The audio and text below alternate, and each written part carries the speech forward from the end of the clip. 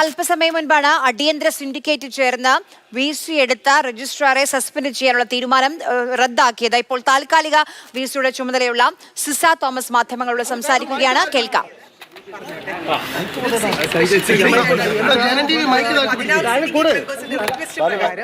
നാളെ കോടതിയിൽ വരുന്ന വിഷയമായ രജിസ്ട്രാറിന്റെ സസ്പെൻഷന് സ്റ്റേറ്റ്മെന്റ് ഓഫ് ഫാക്ട്സ് കൊടുക്കാൻ വേണ്ടിയിട്ട് സിൻഡിക്കേറ്റ് ആണ് അത് കൊടുക്കേണ്ടത്.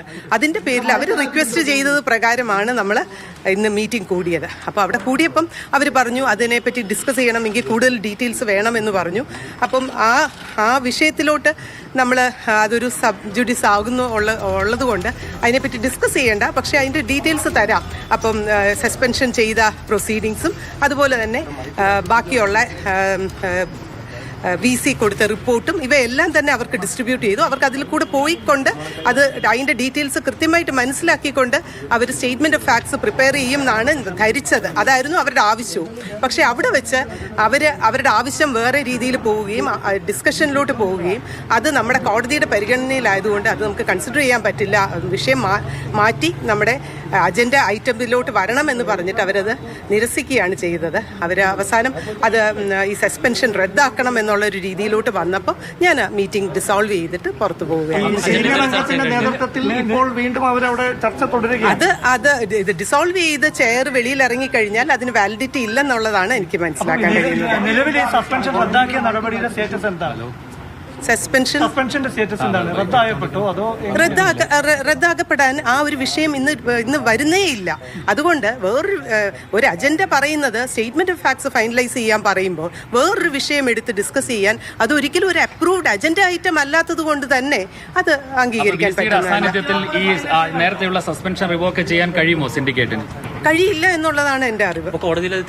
അത് കാരണം ഈ സിൻഡിക്കേറ്റ് ഡിസോൾവ് ചെയ്തുകൊണ്ടാണ് ഞാൻ പുറത്തോട്ട് വന്നത്. അജണ്ട ഐറ്റത്തിന്റെ ട്രൂ ഒരു വളരെ വയലേഷനാണ് അത് കാണിക്കുന്നത്. അജണ്ട പൂർത്തീകരിച്ചില്ല. അജണ്ട എന്ന് പറയുന്ന നാളത്തെ കൊടുക്കുന്ന സത്യവാങ്മൂലം സ്റ്റേറ്റ്മെന്റ് ഓഫ് ഫാക്ട്സ് ഫൈനലൈസ് ചെയ്യുക എന്നുള്ളതാണ്. ഇല്ല, അതിലോട്ട് ചർച്ച പോകാതിരിക്കാൻ വേറെ ചർച്ച മാറ്റിവിടുകയാണ് ചെയ്യുന്നത്. അത് കോടതി തന്നെ നിരീക്ഷിച്ച ഒരു കാര്യമാണ്. VC ഒരു വഴിക്കും യൂണിവേഴ്സിറ്റി വേറൊരു രീതിയിൽ നിൽക്കുന്നു എന്നുള്ളത്. അത് തീർച്ചയായിട്ടും അവിടെ ഒരു കോൺഫ്ലിക്റ്റ് ഓഫ് ഇൻട്രസ്റ്റ് ഉണ്ട്. കാരണം എന്ന് പറഞ്ഞു കഴിഞ്ഞാൽ VC ആണ് സസ്പെൻഡ് ചെയ്തത്. ആ സസ്പെൻഷനെ സപ്പോർട്ട് ചെയ്യാനേ VCക്ക് പറ്റുള്ളൂ. സിൻഡിക്കേറ്റ്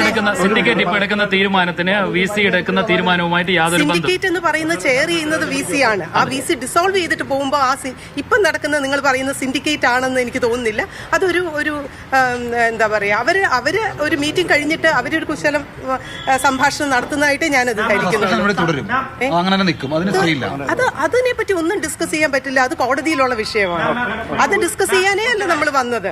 അത് ടോട്ടൽ സബ്ജുഡീസ് ആണ്. അത് ചെയ്യാൻ പറ്റില്ല.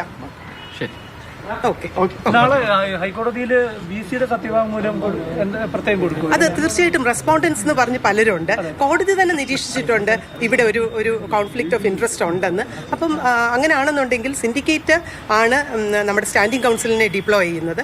ആ സ്റ്റാൻഡിംഗ് കൗൺസിൽ കൊടുക്കുന്ന സ്റ്റേറ്റ്മെന്റ് ഓഫ് ഫാക്ട്സ് നമുക്ക് അംഗീകരിക്കാൻ പറ്റില്ലെങ്കിൽ തീർച്ചയായിട്ടും VCയുടെ അസാന്നിധ്യത്തിൽ എടുക്കുന്ന ഒരു തീരുമാനവും ഇനി അംഗീകരിക്കാൻ പറ്റില്ല.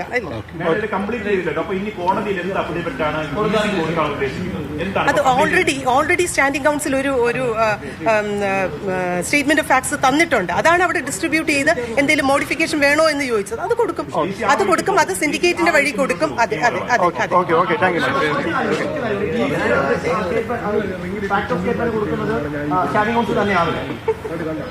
ആകില്ല തീർച്ചയായിട്ടും. കാരണം സ്റ്റാൻഡിംഗ് കൗൺസിലിനെ ഡിപ്ലോയ് ചെയ്യുന്നത് സിൻഡിക്കേറ്റ് ആണ്. ഇനിയിപ്പം VC വേറൊരു